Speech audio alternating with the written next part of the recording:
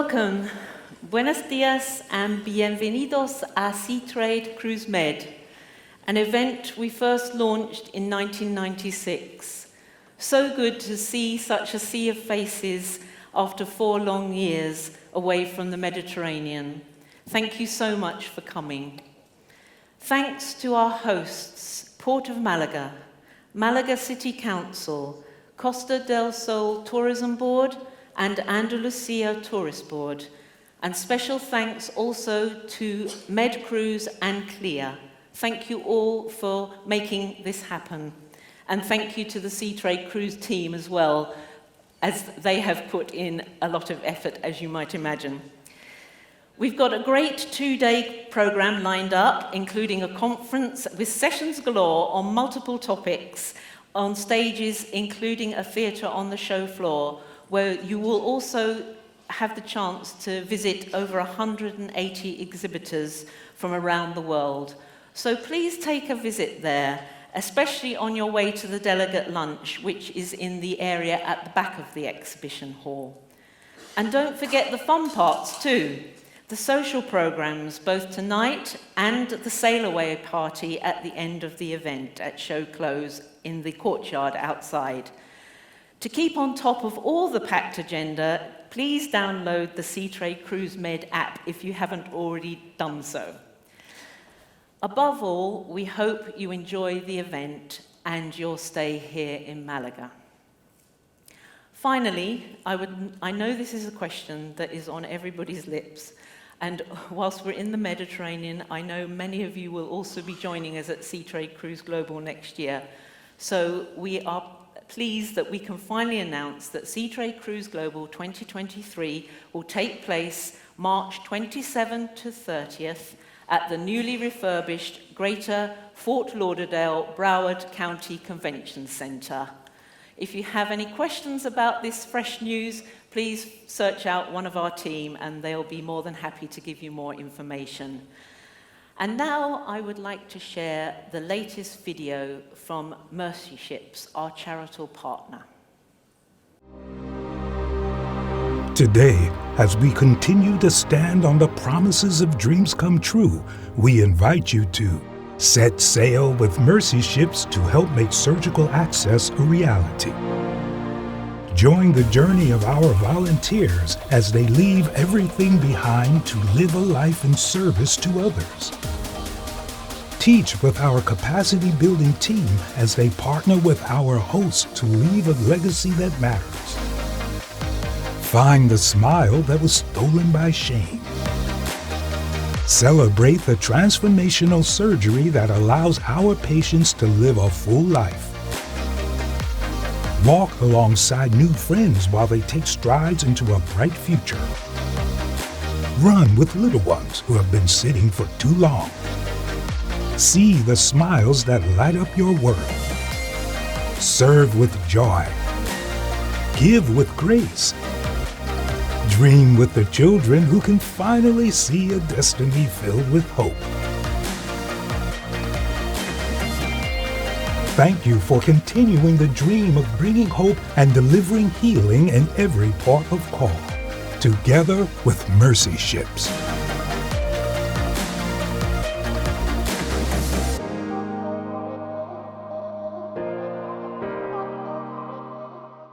Thank you, Mercy Ships, and for everything that you do for the industry and for the people of Africa. So now I would like to introduce some welcome speeches, and first, please come to the stage, Figen Ayan, President of MedCruise. Figen. Good morning, and welcome to SeaTrade Cruise Med 2022. Distancing, hybrid sea trades, video conferences, no touching are really not in the Mediterranean people's DNA. We are used to do business by embracing our flows, by shaking hands. Another thing which is really in our DNA is definitely collaboration. And we have tremendously widened our fields of partnership, as we will discover in depth in the very next panel with great leaders of the cruise industry. Also, another innate, almost instinctive way of doing business in our region is to proactively and in a fast manner take actions and decisions all wrapped up in a listening to each other state of mind. So it is definitely not a coincidence if the first region, which is at the same time the second most popular destination of the cruise industry, is the Mediterranean. From 0 calls during only 2 months, yes, we didn't work for only 2 months in March and April 2020. The Mediterranean started back the cruise activities with 3 cruise companies and 7 ships early August 2020, in the middle of the pandemic. And in about 1 year, at September 2021, from 3 cruise lines, 3 cruise companies with 57 cruise ships restarted cruising in our beautiful waters. Needless to say that the Mediterranean, while the industry was in pause, have been safe harbors and shelters on layups for up to 128 cruise ships, which is equal to over 30% of the global fleet.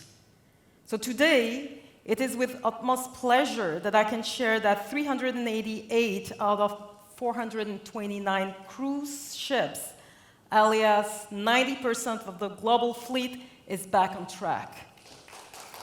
Yes. Yes, we can applaud this great achievement. So this environment, the Malaga city, is very special to my heart, I have to say honestly. When I was a child, I was always digging my toys so that in the future, children would find these toys and play with them.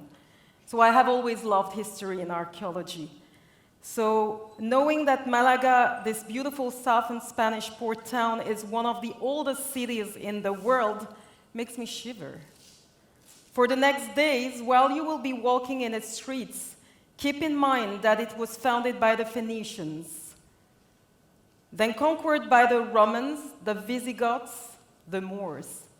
You really understand the remarkable span of the city's history from every corner of its neighborhoods.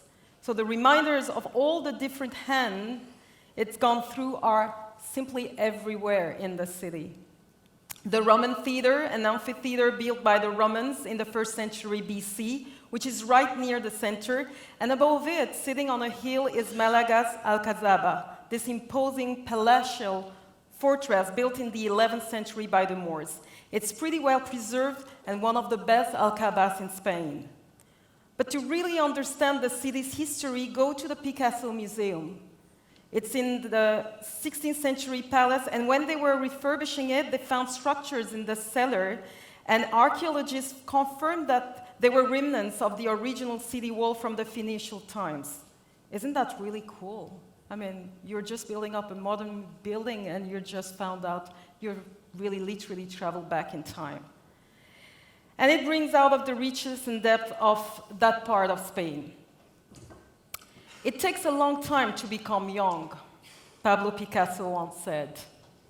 He was talking about the kind of art he wanted to create, but he may as well have been speaking of his birthplace, Malaga. So in this very inspiring environment, I know that during Sea Trade Cruise Med, we will also mark in a way the history of the cruise industry, and we will start it with the State of the Mediterranean Cruise Industry keynote today. Again, warm welcome to all dear friends. I would like to take the opportunity to thank again,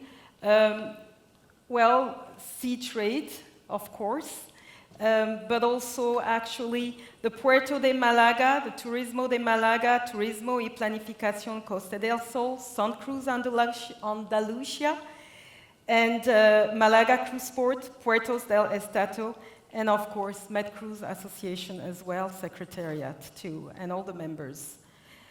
May SeaTrade CruiseMed bring all and each of us fruitful and vibrant days ahead. Thank you so much for listening. Thank you, Figen. Thank you very much. Thank you. Thank you, Figen. And so now I would like to invite Arturo Bernal, the Councillor for Tourism for the Andalusia Regional Government. Hello, everyone. Thank you very much, Vigan. You have done a very impressive promotion of our destination, Malaga. I think, I'm sure I've done better than you, so I don't add any kind of word. It would be worse. Please let me greet, first of all, the people accompanying me sharing this floor during this morning. First of all, Mr. Alvaro Rodriguez Dapina, President of the Port of Spain, as well, Vigan Ayan, thank you very much, the President of MS Cruz, and Pier Francesco Bag is the CLIA President, thank you very much. And I would also to greet Mr. Francisco de la Torre, is the Mayor of Málaga. Gracias, gracias, alcalde. También Francisco Salado, presidente de la Diputación de Málaga. Francisco Salado is the president of the government of the province of Málaga. Mr. Carlos Rubio, president of Port Authority of Málaga. Well, the rest of the representative of the cruise industry, thank you very much. Be very welcome to Málaga, be very welcome to Andalusia. And good morning, and thank you all to be here, being here. Thank you very much. For the regional government of Andalusia, for the ministry, and for all the institutions involved, it is an immense satisfaction and joy, finally, to be able to host this very important and professional event here in Spain, in Andalusia, and in Malaga. A meeting that has been long awaited, both by us, and I am convinced by all of you, the most important and relevant representative of the cruise industry all over the world. During this week, Andalusia is the focus of attention of the world cruise market, and with your help, the position of our region regarding to this segment will strengthen. SeaTrade Med will be a success, a turning point that will promote this industry in Andalusia and in Malaga in particular. And we are sure will make it possible for us to exceed our historical record for cruise passengers in the coming years.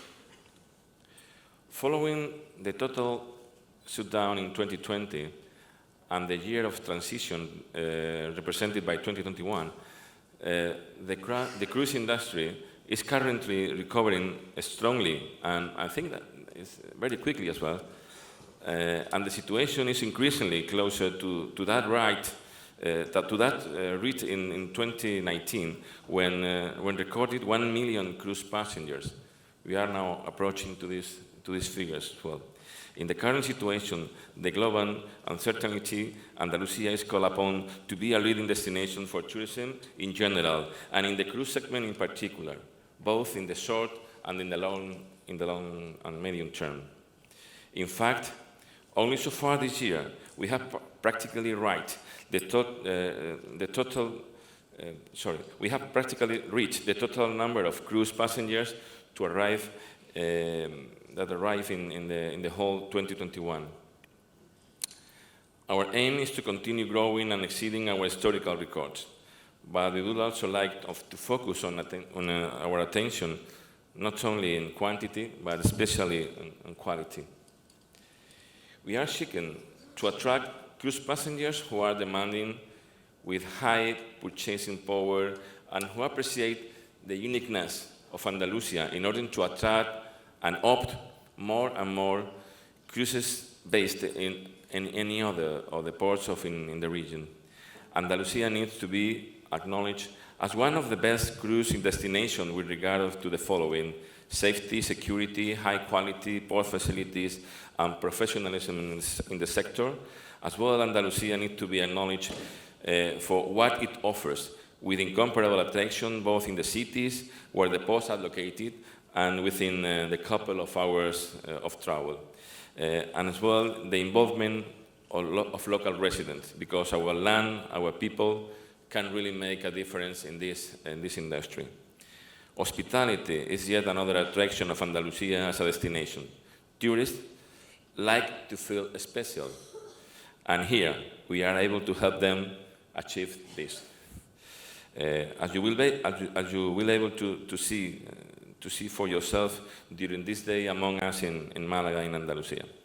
Nowadays, Andalusia is probably the most comprehensive tourist destination in the world, a destination that is diverse and huge, with thousands of proposals in the 8 provinces, so many contrasts.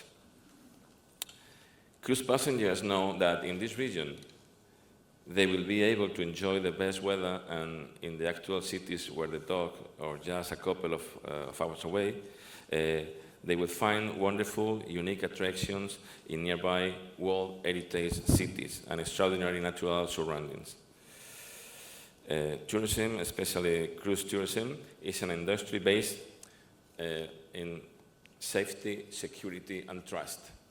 In Spain, in Andalusia, this has become an essential motto for us, for all of us who work in the sector. And our culture of quality, security, and safety means that our rating as a destination improves every day, day by day. Malaga is an example, it's a big example of this offer, with a port that is a benchmark for cruise tourism because of its up-to-date installations, excellent national and international connections, and a full range of high-quality services. Both here and the other Andalusian ports, they are continually searching for attractions so as to be able to propose themselves as a starting point for more comprehensive and competitive routes. I would not like to finish without making a special mention of the collaboration and ongoing dialogue between all the institutions that have been involved to make this forum a reality. The Sea Trade Organization itself has congratulated us for this, because in few destinations all over the world will you find such a comprehensive cooperation as has been achieved here in Malaga in this sea trade event. Thank you to you all, to all the institutions that make this forum a reality. Thank you very much. All of us in Andalusia are convinced of the potential for development and the opportunity that cruise ships represent for this region. And this is why you will always find an ally in the Andalusian government. Siempre van a encontrar un aliado en el gobierno de Andalucía para desarrollar y para encontrar nuevas oportunidades en este segmento tan importante. And finally, as well as taking advantage of these days to generate profitable business opportunity for everyone, it only remains for me to wish that you enjoy your time in Andalusia, its joy and hospitality, and tell people about it all over the world. As we like to say in this land, if you come to Andalusia, you become a part of Andalusia. You become a part of us. Thank you very much. Thank you. Thank you. Thank you, Arturo.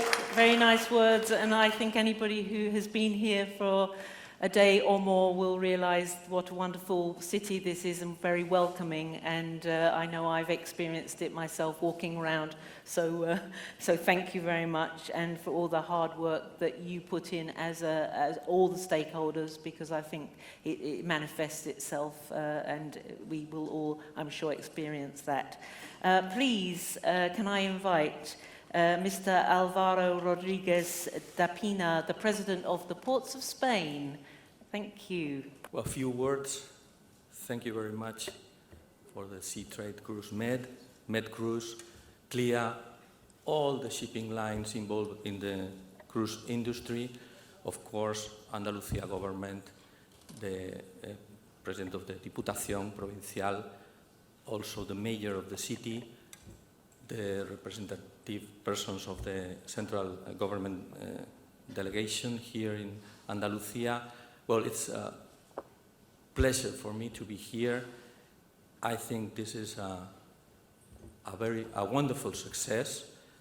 From the Spanish ports, you know that we work together in order to look for the best solutions, providing by one side infrastructures, by other side services with a high quality price ratio, and also facing together with, through a collaboration, public-private collaboration, facing the challenges for the next term. We have a very good job in digitalization process in order to introduce intelligence to optimize all operations in ports by one side, and by other side we are working hard in the energy transition. We have in Spain a big project in order just to provide electricity to vessels, in this case engage to the cruise industry, and also we have to work in looking for new fuels for the future. And in this case, and in the case of all challenges we have to face, of course, you have Puertos del Estado, port authorities as the perfect partner in order to get a success in this field. Thank you, Carlos Rubio, President of Port Authority, and his team, because they worked a lot, very hard for this Congress, for this event. And of course, I have also to say hello to all the port authorities. Here we have port authorities not only from Andalusia, from the Spanish port system, Cartagena, Coruña, Barcelona, and so on. Thank you to be here, and I am sure that this is a demonstration that this is a wonderful success. Thank you very much for it. Thank you.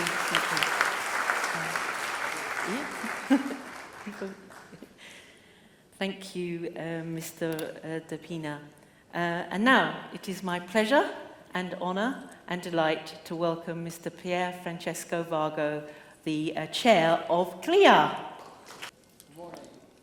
Dear Mayor of Malaga, dear Secretary General for Tourism of Andalusia, dear Presidents of Port of Spain, distinguished guests, ladies and gentlemen, good morning and thank you. Thank you for being with us here today.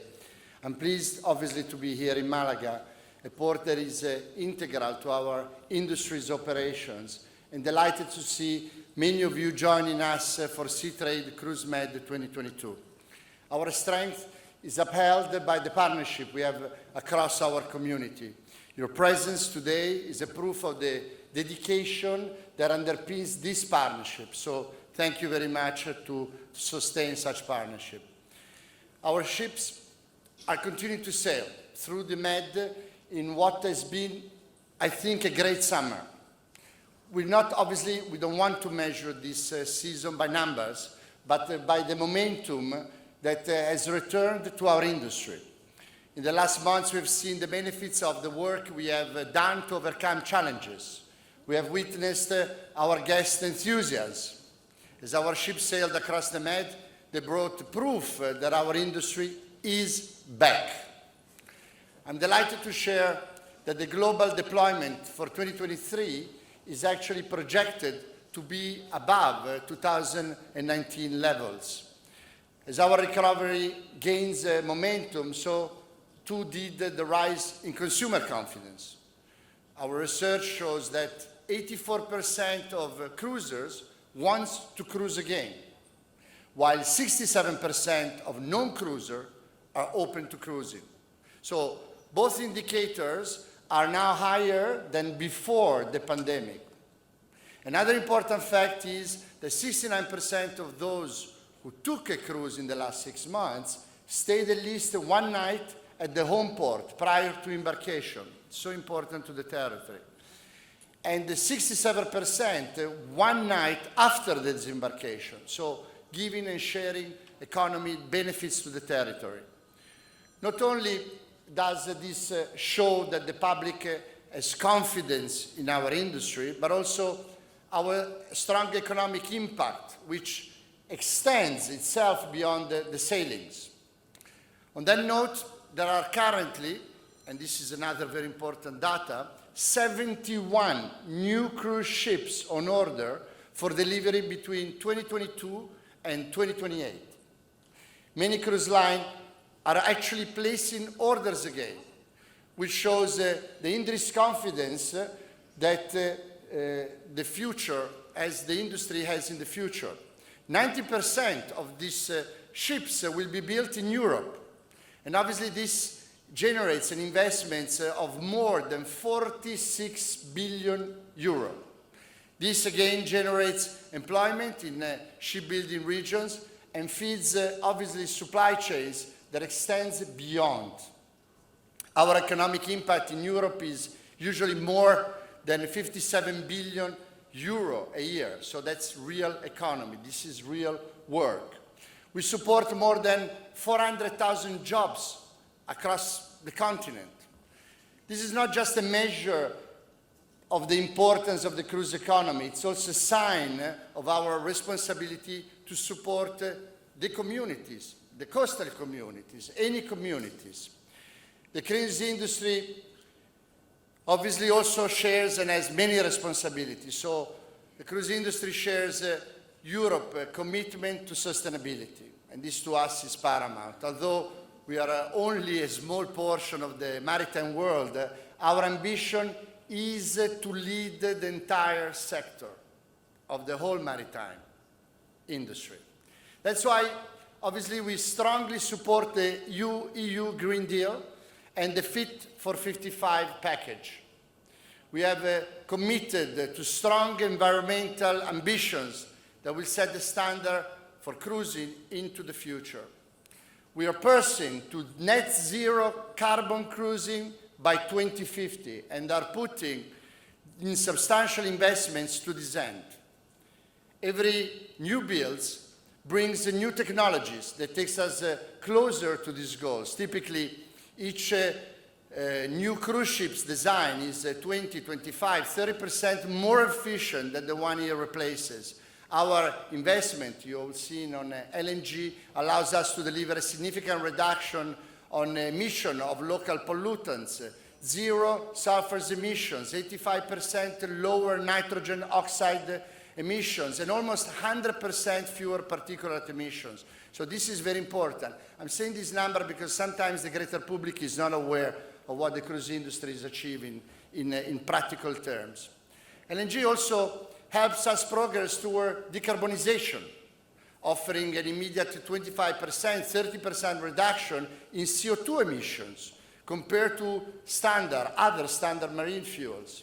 So the percentage of emission that we save with LNG obviously will increase with new solutions to reduce methane slips and synthetic forms with the synthetic form of LNG. So everything that is fossil today has a CO2 impact. The fact that we're creating demand and we actually have LNG ships is pushing for the supplier, the provider of fuels, to actually go towards synthetic. And the moment that we will have availability of synthetic LNG, that means the ships will be zero CO2 emission the same morning, which is an incredible result. So obviously we heard what Mr. Dapina said before about the investment, about infrastructures, and the cruise industry is also equipping our vessel with shoreside power capabilities. This again allows us to minimize engine use at berth in ports where infrastructure is available, eliminating emission completely. We have committed to deploying equipped vessels to ports where shoreside power is available as of 2035. And I can tell you that at least 66% of all cruise ships will be capable of connecting to shoreside electricity in the next 5 years. So that, again, is another great achievement and results. Unfortunately, I must say, to many of the ports present here today with us, only 0.6% of cruise berths in Europe are equipped with such capabilities.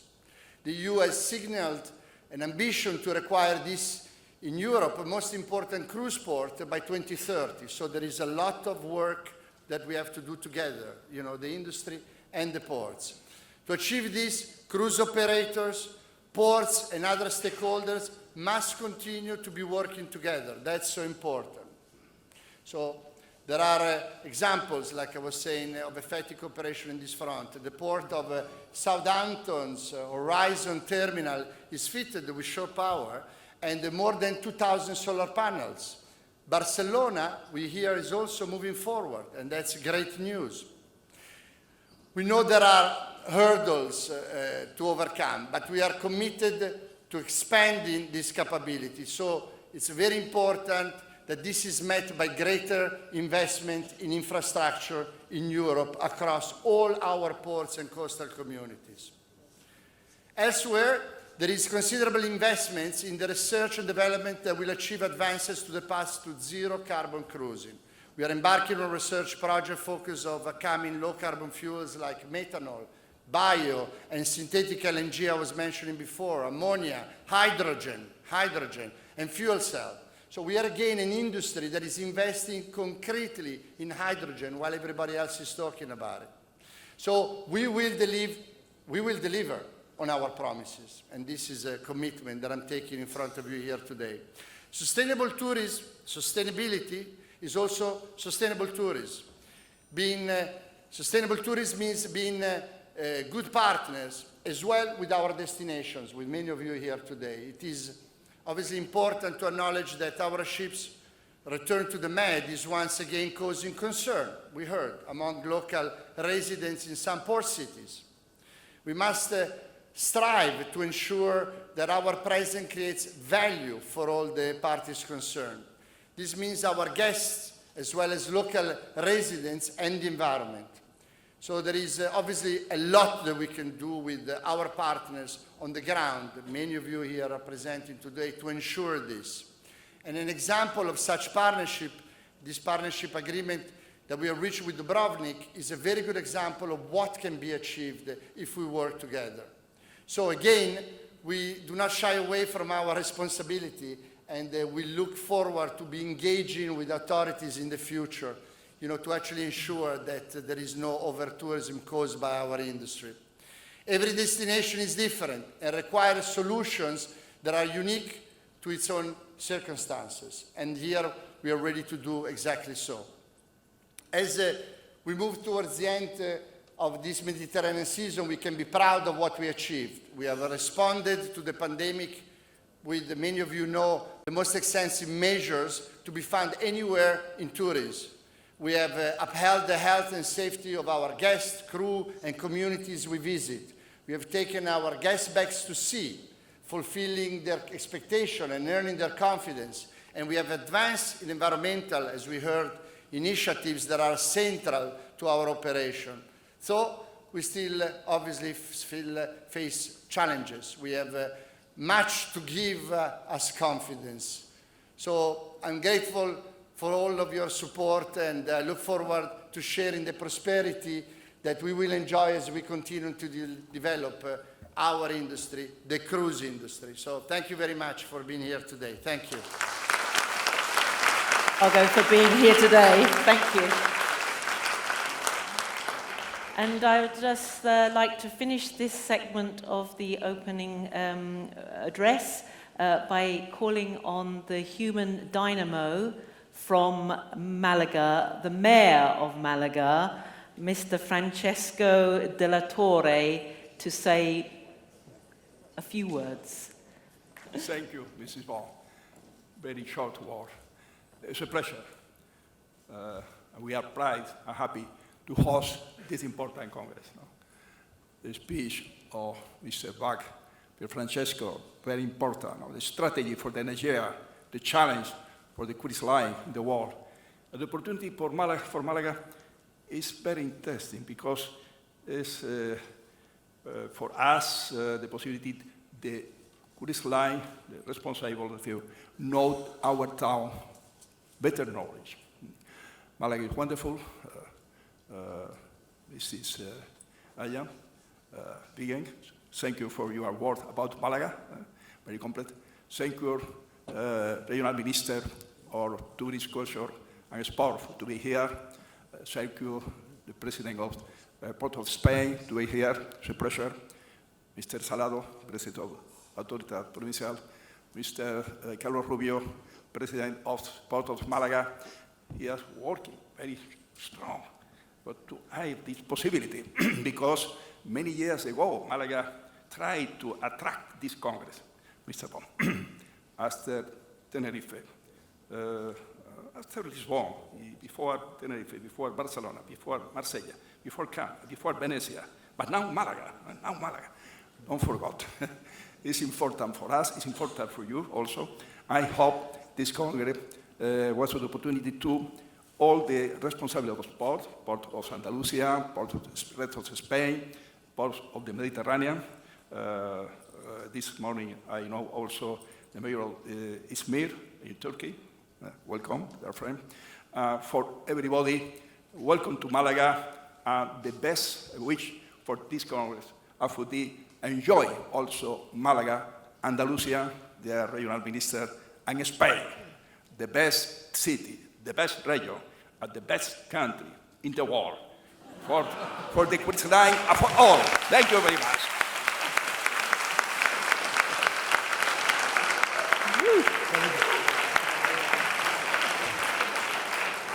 If I lived in a city, I would like a mayor like that. He's incredible. He is a very incredible man. So now for the state of the industry, sponsored by Cruise Saudi. Please welcome Miguel Reyna on stage. The world is rapidly evolving, and keeping up with pace is no longer enough. Leadership and innovation is key. Today, Saudi Arabia hosts some of the largest events in the world across various fields.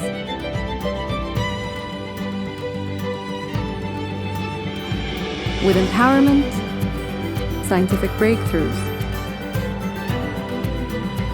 as well as Saudi's rich culture and traditions, urban development and leisure come together. Historical and archaeological sites embody the heritage of the country.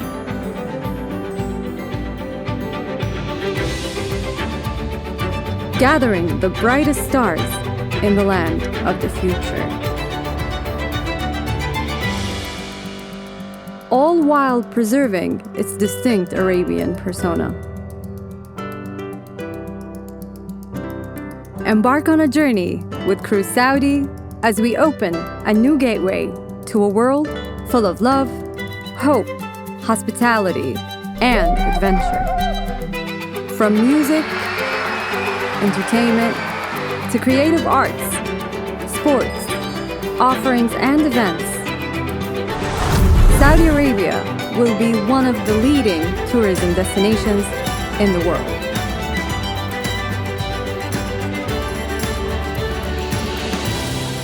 Welcome to the future. Welcome to the new Saudi. Good morning, everyone. Buenos dias. It is great to see you all here in this beautiful city of Malaga. Today, I'm excited to be speaking on behalf of Cruise Saudi, which is bringing new opportunities to our beloved and resilient cruise industry. We at Cruise Saudi are proud to be a sponsor at SeaTrade Cruise Med. For those of you who are not familiar with Cruise Saudi, our company was launched in January last year with a clear vision in mind. One, to drive the development of a world-class, fully integrated, sustainable cruise industry in Saudi. Two, to open a gateway that connects Saudi to the rest of the world. And three, to welcome cruise passengers in a country where cruising and tourism did not exist until a couple of years ago. We at Cruise Saudi are very excited about the opportunity that brings to the industry, and we believe that the potential is primarily because of two main reasons. First, is a strategic location, which offers superior connectivity to the rest of the world. Did you know that approximately 250 million people in Europe, Asia, and Africa live within a 3-hour flight from the Red Sea and the Arabian Gulf? That is tremendous visitor potential. And two, for the beauty that Saudi has to offer, from unexplored beaches and islands to cultural and historical wonders.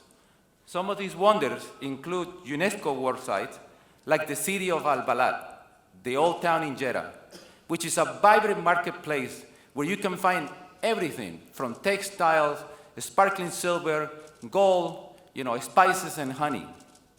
And of course, I had to mention the historic city of Alula, which was founded by the Nabatean in the 6th century BC, and located along the Incest Road.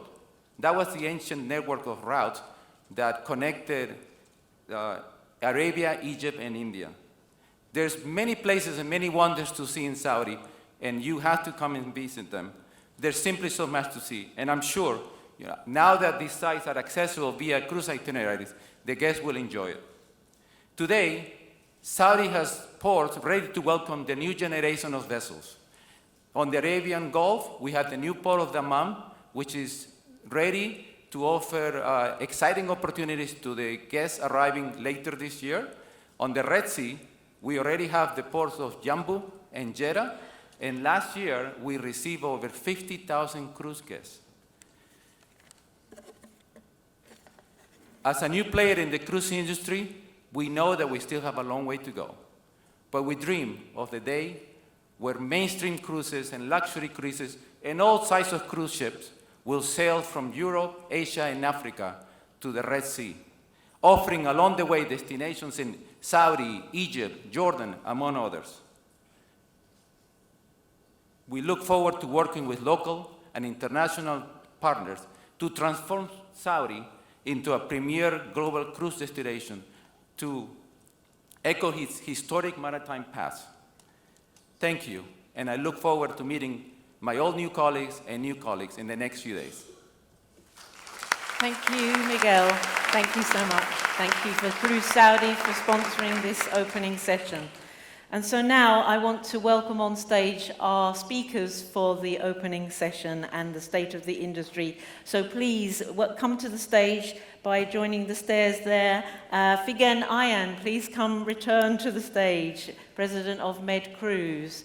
And Marie-Caroline Laurent, Director General Europe of CLIA. Welcome to Seatrade Cruise Med for your debut here.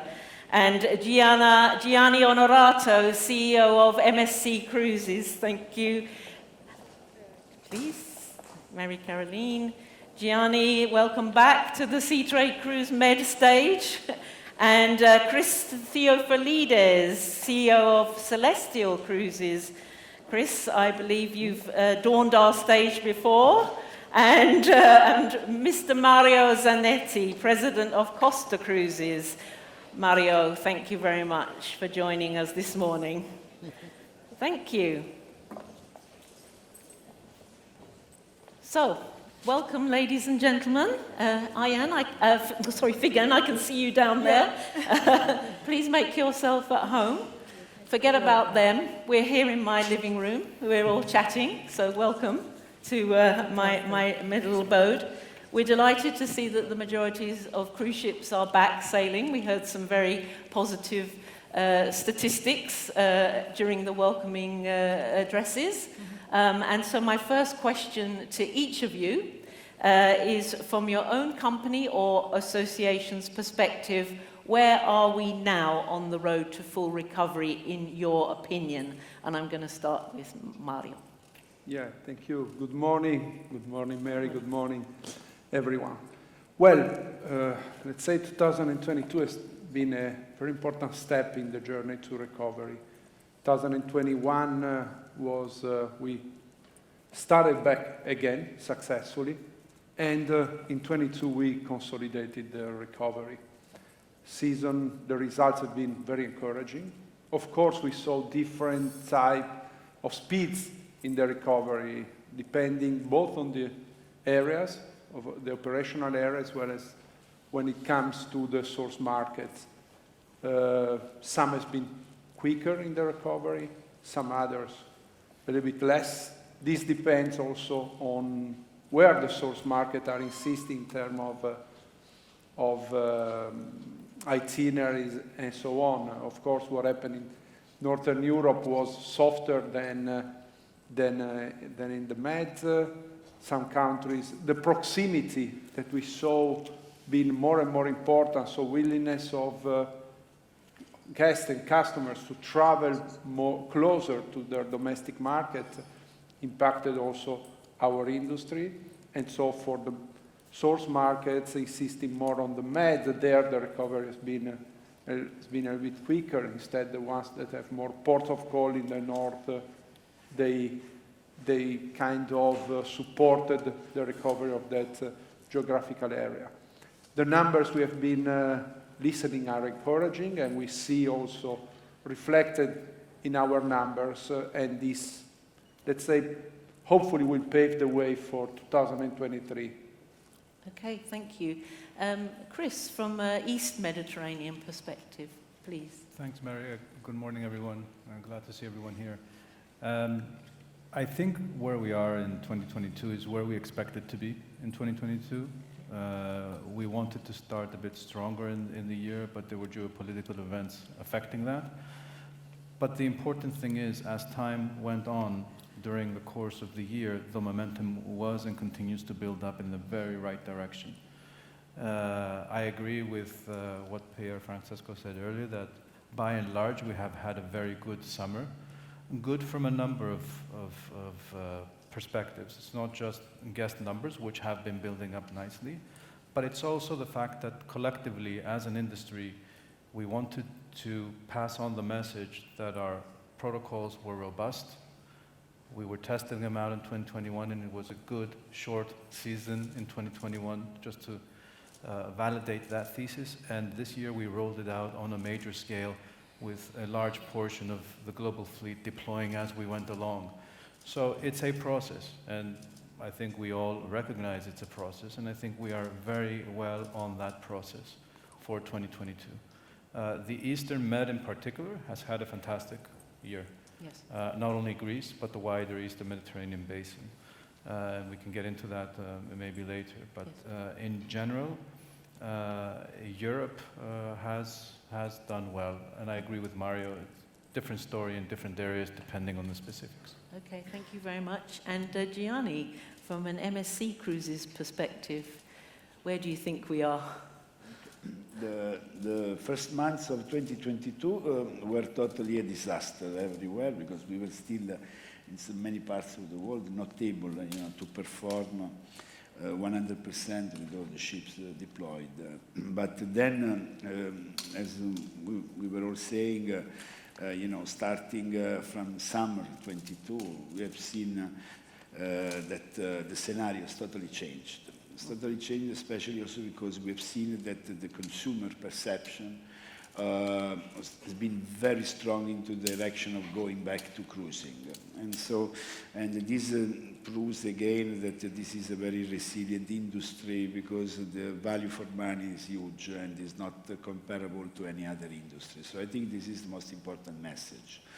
There's been a very good response in Europe, but also in USA for summer, and this is continuing and will continue if there will be no other external factors impacting this process. Obviously, there is a lot to do in order to fill the gap of all the past months of missing bookings, although we see that the pace of the response from the customers all over the world is very strong. It's much stronger than we even experienced in the best record year, which was for the industry, which was 2019. Obviously, there are still some limitation. I don't know, for example, for a company like MSC, but which is also an opportunity. I refer especially to international markets coming from Asia, from other parts of the world, where even in the beginning of the summer, there were still, it was not easy to travel. So I think these are all markets again that will start now to finally book cruises in the Med and not only in the Med. Our plan is to have the ships deployed in the future everywhere in the world, which are the regions where we usually operate, to have the full ship in full scale in operation. So we are optimistic, although that we know that there is still a lot of challenges that we need to manage in the future months to come. Okay, thank you. Before I move to Marie-Caroline and Figen, I'd just like to ask each of you, where do the Mediterranean occupancy levels lie in comparison to, say, some other regions of the world that you're operating in? Does anybody wish to comment? I mean, clearly, Chris, I realise you're in the East Med, but for Mario and for Gianni, are the occupancy levels, how do they compare in the Med versus other areas, say the Caribbean at the moment?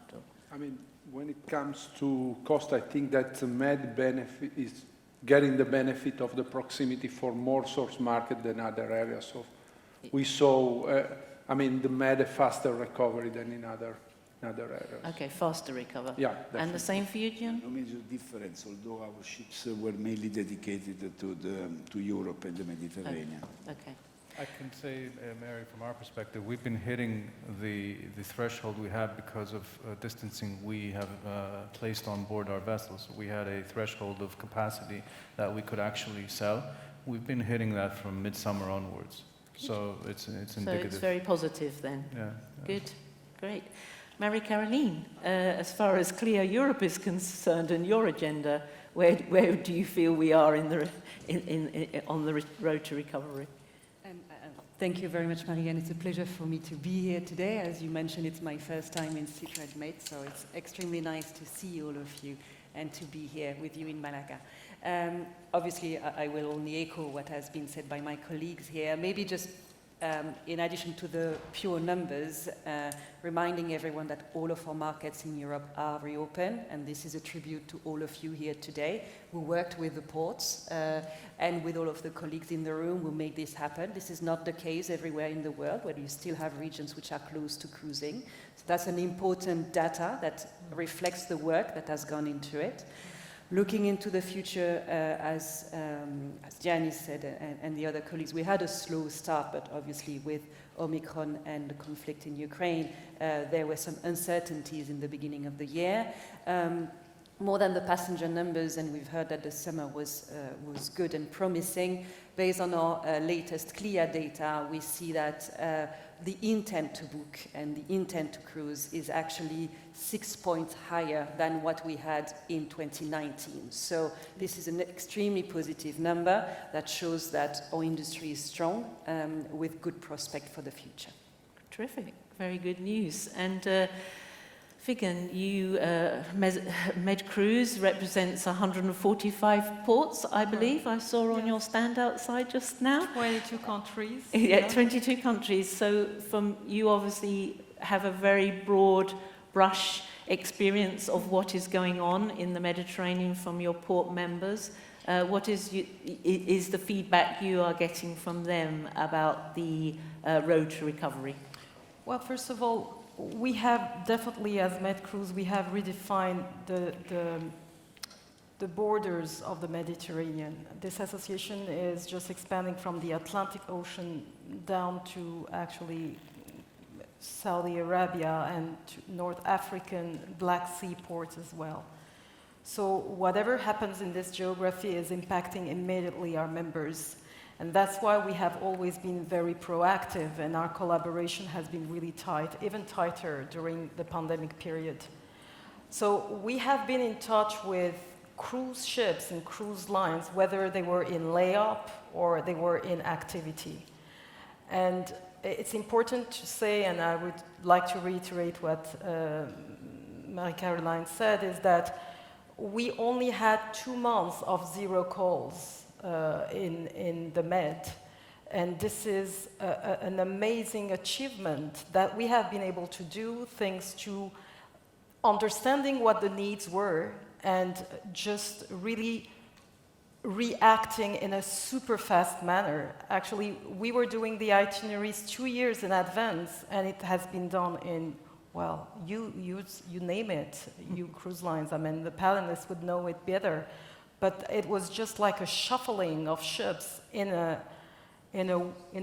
like wizards. We were like wizards of the industry. So the Mediterranean has been really a kind of example, and that's the reason why, when I'm looking at the numbers, yes, we went down to almost 0 calls, but we still have 336 calls per year in 2020 in our Med Cruise region. And this number is just boosting, and 2022 is really promising. Okay, have you got any half-year stats for 2022 yet? Well, we can say that we are just a little bit above than 2019. So that's half year. Yeah, of the half year. Okay, thank you. Marie-Caroline, did you say you had some statistics? Yes. Global number, not necessarily just limited to Europe. So obviously they take into account the different status in the region. From where we are with the first 6 months of operation, we are just above 7 million passengers, which is significantly less than what we had in 2019. But again, the trend shows great increase. So this is the numbers. In Europe? Or no, globally. So globally. Just above 7 million in the first 6 months. Very encouraging. Thank you. I'll stick with you, Marie-Caroline. Obviously, very positive vibes we're getting, and the numbers are backing that up. But clearly there's still challenges. If we were to have a sneak preview into your diary or your agenda for next week, what would you say are the really key challenges that the industry is still facing in Europe, in the Mediterranean in particular? So I think there's two types of challenges ahead of us, which have started already during COVID, not linked to the health crisis. Which is obviously an increased pressure on the regulatory front. It's not just for cruising. We are belonging to the maritime sector. The maritime sector can no longer hide beyond their responsibility for sustainability and decarbonization. So in Europe, definitely we are seeing, since last year, but it has started a few years before, an increased pressure, but also an increased drive to achieve and deliver on a more ambitious target for the maritime sector on reducing its emission. It's a really good thing. And the good news for this industry, as Pier Francesco has reminded us, we are ahead of the game. We have already, and all of my colleagues here on stage have invested for more than 10 years in more efficient ships, in more efficient technologies, before even that regulatory pressure was there. This is the main challenge for that, for us, is to fight the bias. We have invested, we have more than 45 billion of euros invested directly in Europe. However, we are still facing a quite strong bias from the regulators, from the local population, against our industry, thinking that we are not doing enough. We need to break this. This is clearly the challenge. So it's again convincing our regulators that we are ahead of the game. We cannot be discriminated against the other parts of the shipping sector, because actually we are driving this innovation, so it's really breaking that perception, but also to the public. And this is all around our reputation, especially in Europe. And so that's really are the two challenges that are driving my agenda, but the agenda of all of our colleagues here today is making sure we can drive the regulatory process to achieve and deliver on the promises and the commitment that we have made, and show that we are actually a key actor in that green transition, but making sure that we break that public perception and we speak about it and convey our message to the wider public. This is really what our top priorities are. Okay. Gianni, you heard what Marie-Caroline said. I mean, what can the cruise lines themselves, obviously Clea is speaking on behalf of all the cruise line members, but what can individual cruise lines do, and what are you doing in that respect on the challenges, if you like? Clea in reality is making a sort of recap of what all the cruise lines are doing. So it's not a separate body. What we are doing is what then at the end makes Clea saying that we are doing a lot. So Marie Caroline said that we've been investing for the last 10 years, I would say even more than 10 years, into this direction. Obviously to change the perception or to give more appropriate and realistic messages. Sometimes you cannot do it only by yourself. You need help, you need support, and we need support from all the stakeholders. From ports, from local communities, from whoever is also involved economically as well into the overall cruise industry. And this is something that in the past probably has been missing. But now we need help. We need the support. We need that we can speak together on one voice from different perspectives. There are other challenges as well that we need to afford. It's not only this one where we need help. For example, we all need to be more efficient, especially in Europe. Many are talking about future recession. So usually with a recession brings more problems, especially from the economical standpoint of people are not able to do what they usually do normally. So it means that if there is supply chain is more expensive, if there are certain an increase of cost, we need all to be more efficient. It's not that it's easy that we charge more the cruise lines to recover the local cost. We need to work together in order to be more efficient and try to minimize the cost increase. So there are a lot of challenges that we need to approach, which are not going, however, to undermine the sense of optimism that we need to have for the future. But at the same time, we need also all to be very conscious that we are working on all these, also as individual cruise line within CLIA. We are also studying the way also of having proper campaigns, especially in certain ports and for certain local communities, on how to respond even to false data that are published, for sometimes also for local political interest, which are just giving wrong numbers, which are depicting a cruise industry which is not what it is.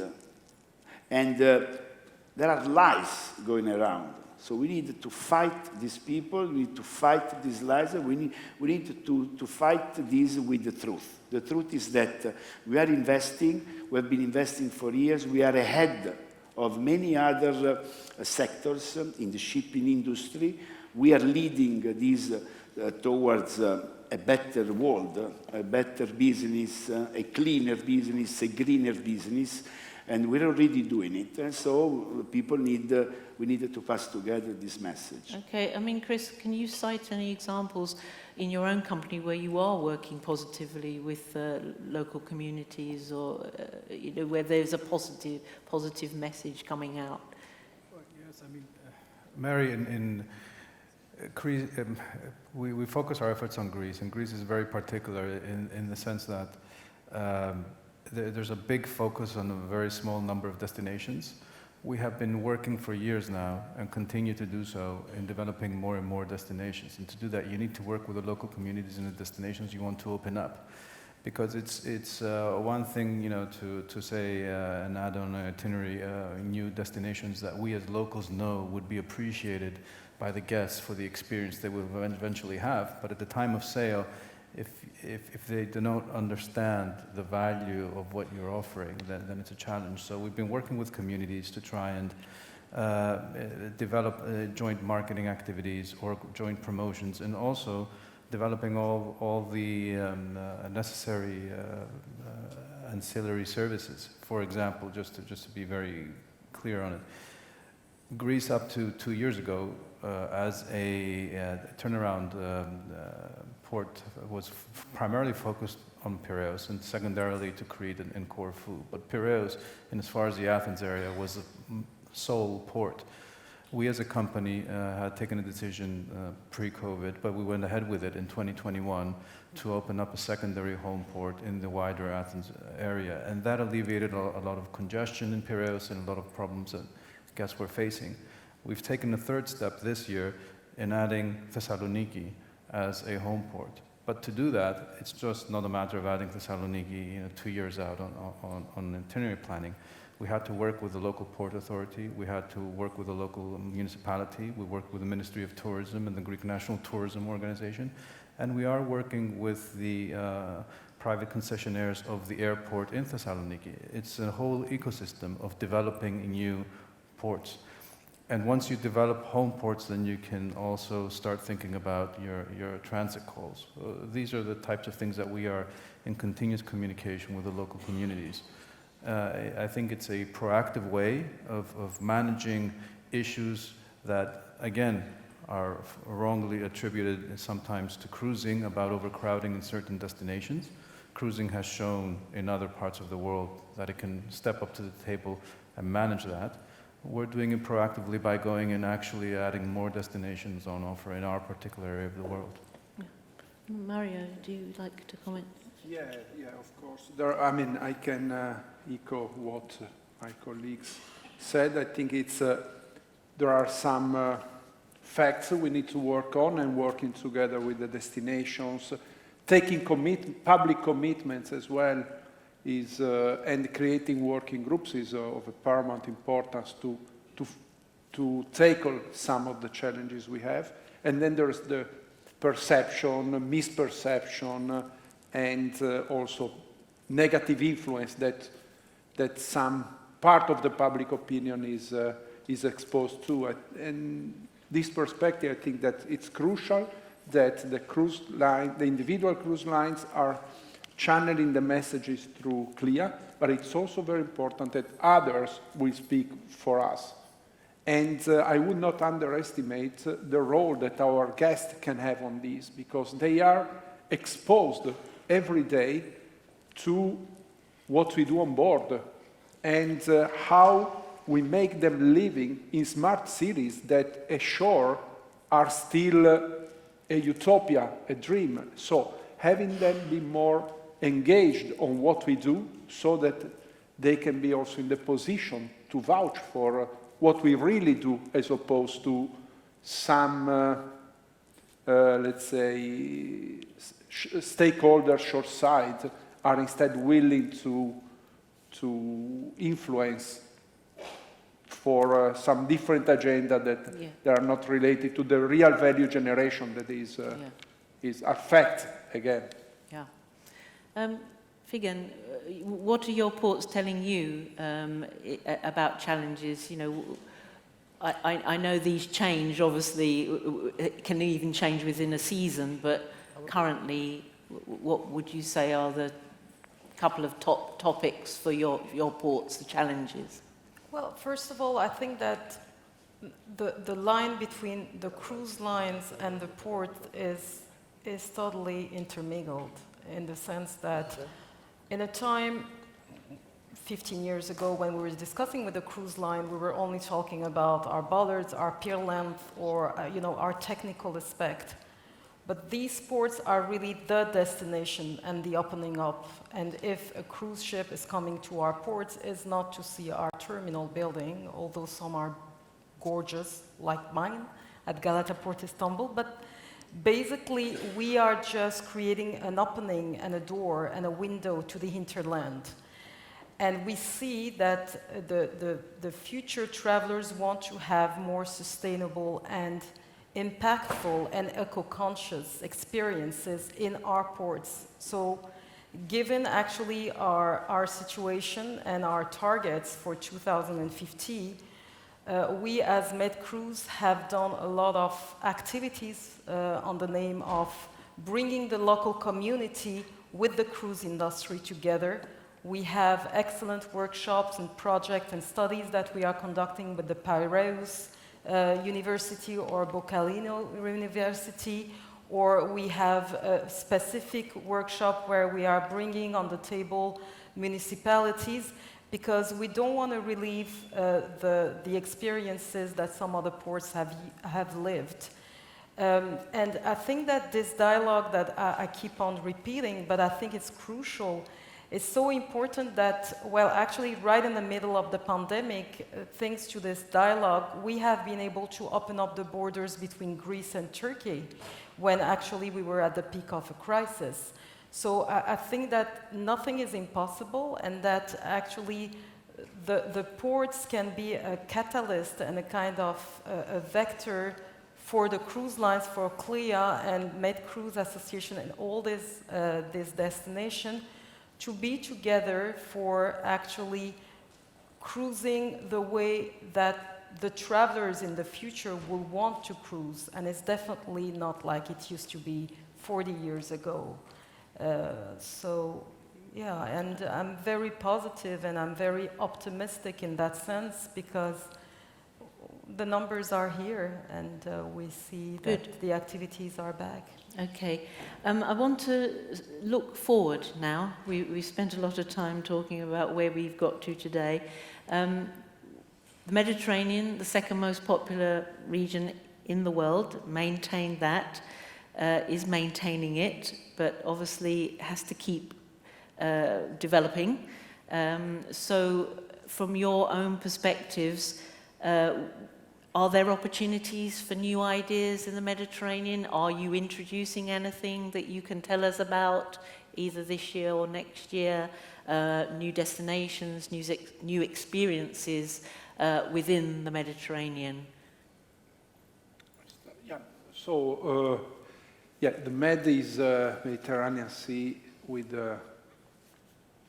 I mean, it's definitely, it's not only the second bigger because of the numbers, but definitely the contents that can offer with a huge number of ports and cities that can be connected through our itinerary. So I think that's more than discovering new itineraries, or is keep working again with the destinations to make our customers discover the culture, the richness of what the Mediterranean basin can offer.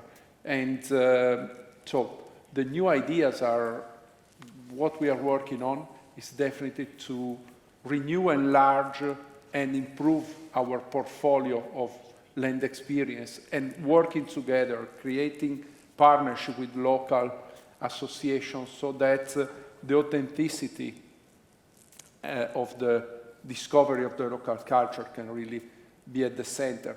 And more in general, what I think is what we see, and I think again that it's very encouraging because we are on the right track, is that the recovery that the cruise industry has been involved to, so the restart, the resumption, and now the recovery also for the next year is based on quality.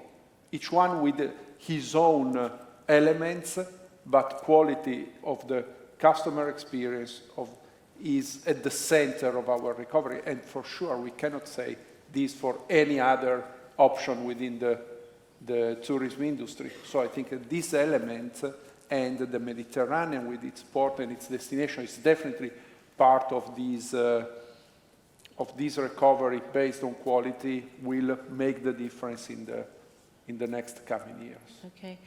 Chris, do you think what's happened in the last couple of years is going to shape or reshape itinerary planning or longevity of the cruise, duration of the cruises?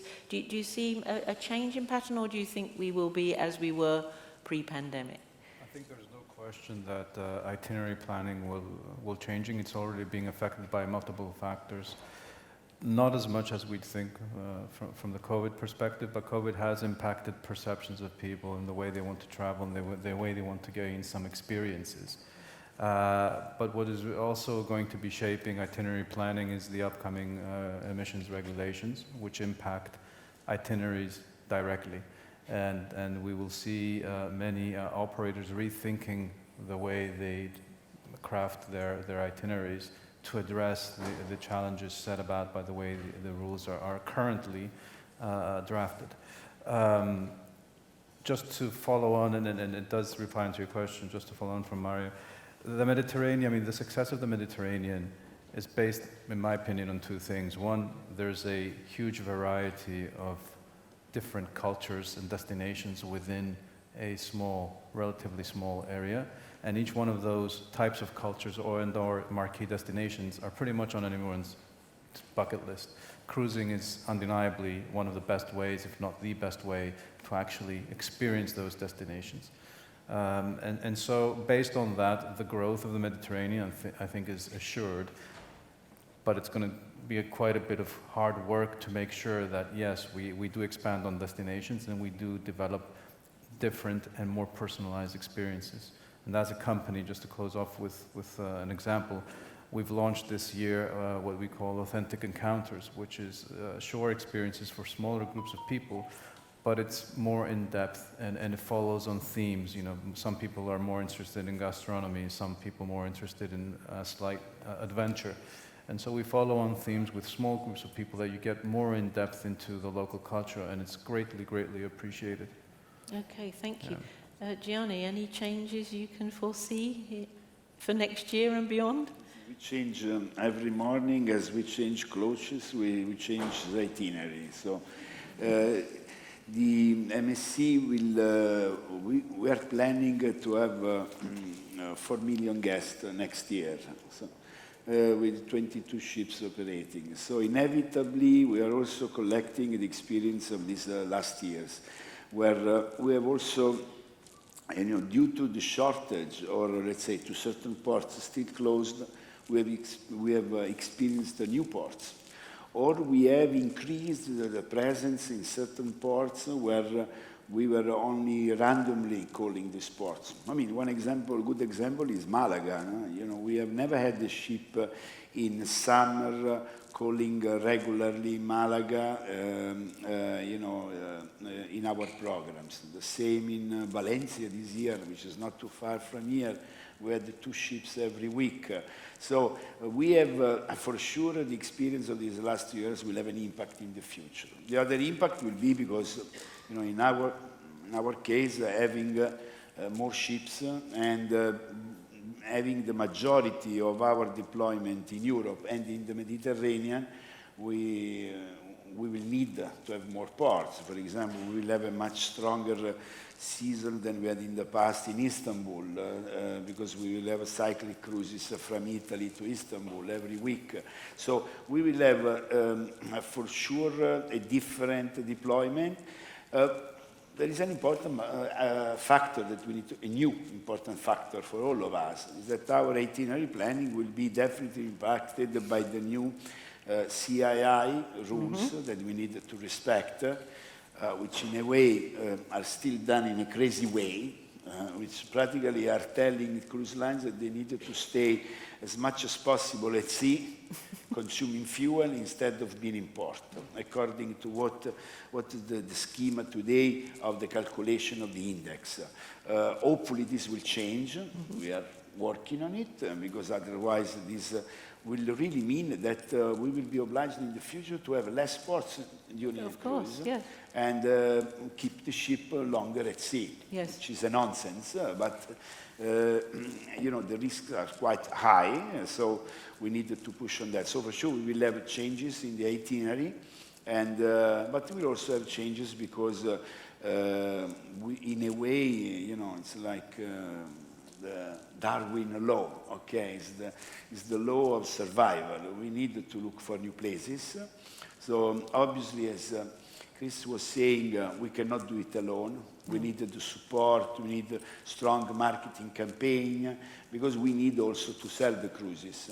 So if people, they want to go where they know that they can have fun, that they can have nice places to see and so on. We cannot do it alone. We need to do it together with the local communities, in some cases with the government, with the tourism organizations.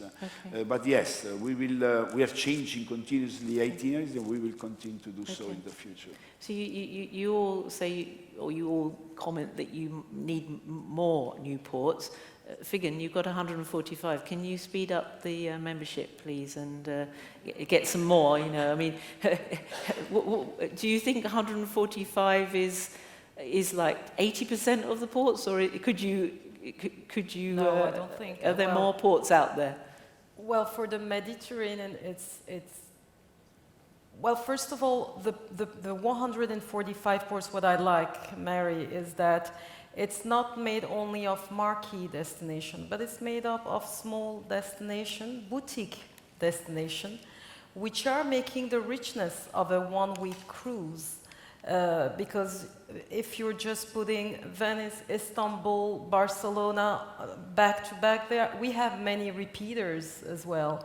So they want to discover new places, and that's why among these 145 ports, there are some who are just delivering about 3 million passengers per year, or some just 10,000 per year.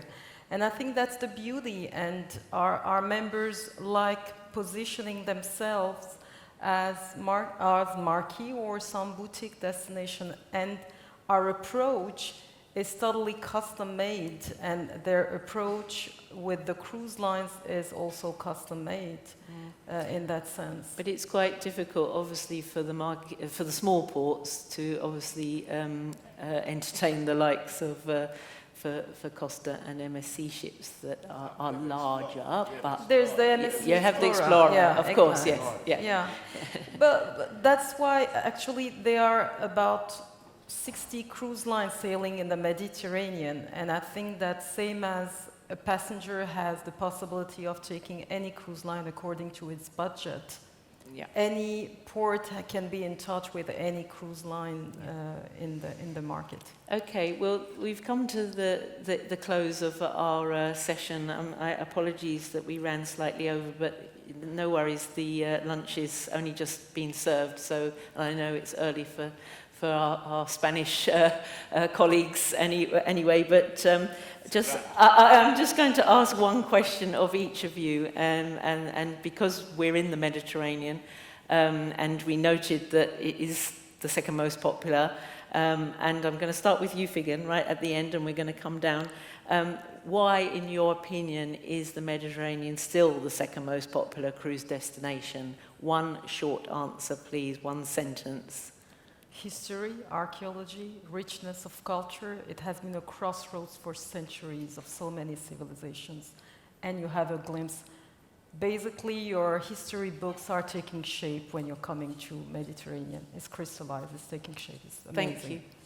Mary Caroline? I will have a slightly different answer. Yes? I think there is a danger that the Mediterranean will no longer be the second destination if we do not fix the bias that I was mentioning. So I just want to finish on that appeal to each and every single of you in this room. We need to stop just talking to each other about how great we are. We need to start talking to the others about how great we are, and make sure that we amplify our voice to make sure that in the future the Mediterranean will remain our best and maybe the top one destination, because as Figan said, it deserves it. So I really want just to leave you with that call for action, because we can no longer pretend that everything's okay. We have to act, and we have to get out of our comfort zone to talk to politicians, local population, and make them understand we are an integral part of their society and of their economy. Thank you very much. Gianni. Mediterranean is already the number one from April to end of October.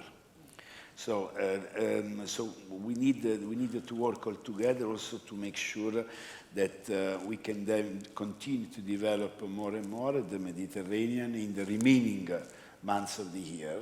And because if you make a projection of what happens in the Mediterranean during summer and you project it for 12 months, Mediterranean is already #1 destinations. Yeah, but we've been talking about the Mediterranean becoming a year-round destination, and it is year-round but it has so much potential. But we've been talking about that for over 10 well, years. we do it. So, I mean, if you want to have a cruise this winter in the Med, MSC is offering 3 ships, 15,000 Yes. berths every week. So you can. I know it is a year-round, but I think it probably has potential to become a larger year-round. Yeah, absolutely. Chris? Mary, I absolutely agree on that point. In as far as why the Mediterranean is #1, I completely agree with how Figen put it, so no need to repeat it. But I absolutely agree that there is year-round potential. We too, as well as MSC, have also been developing that and do work over the winter months. There are so many marquee destinations that are open year-round. It's not just about the sun and sea or the smaller islands.